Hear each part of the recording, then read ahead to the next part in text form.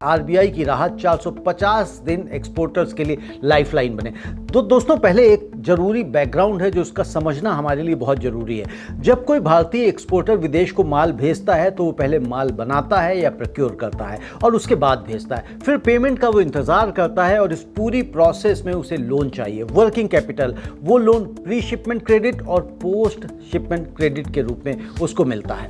पहले यह लोन 270 दिन के लिए मिलता था, लेकिन नवंबर 2025 में जब यूएस टैरिफ वॉर चरम पर था तब आरबीआई ने एक्सपोर्टर्स को राहत देने के लिए इसे 270 से बढ़ाकर 450 दिन कर दिया। और अब 31 मार्च 2026 को जब यह डेडलाइन आई तो आरबीआई ने इसे और 3 महीने एक्सटेंड कर दिया, 30 जून 2026 तक। क्यों?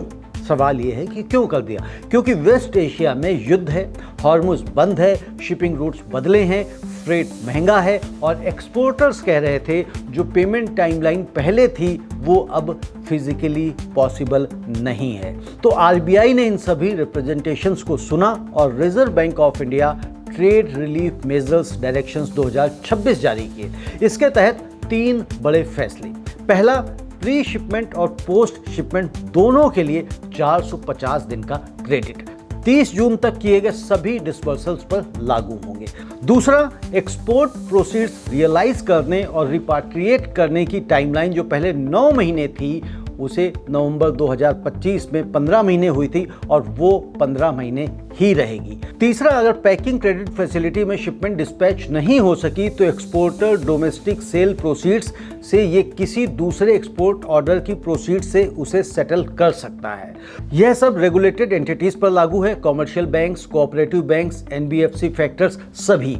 तो इस राहत का जो सबसे ज्यादा फायदा है वो किसको होगा, यह हमारे लिए जानना जरूरी है। तो सबसे ज्यादा फायदा होगा एमएसएमईज को, textiles, engineering, chemicals, agree product जो थिन मार्जिन पर काम करते हैं, जिनके पास फाइनेंशियल कुशन सबसे कम है और जो वेस्ट एशिया क्राइसिस में सबसे ज़्यादा चोक हुए हैं, सबसे ज़्यादा प्रभावित हुए हैं। लेकिन दोस्तों, यहाँ पर एक इम्पॉर्टेंट कॉशन भी है जो आरबीआई ने साथ में दिया है।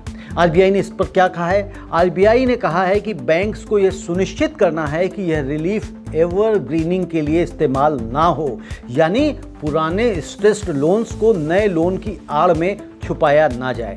यानी राहत है लेकिन पूरी जिम्मेदारी के साथ है। यह फैसिलिटी ओरिजिनली नवंबर 2025 में यूएस टैरिफ वॉर्स के जवाब में आई थी। उस वक्त टारगेट था टैरिफ शॉक और आज टारगेट है वॉर शॉक। उद्देश्य वही है कि ट्रेड फ्लो को जीवित रखना। 25 मार्च को हमने रोड टेप की कहानी देखी थी, 6 दिन की राहत दी थी, लेकिन चौतरफा दबाव के बाद इसे 6 महीने के लिए सरकार ने और बढ़ा दिया है और आज आरबीआई ने 3 महीने की राहत दी है।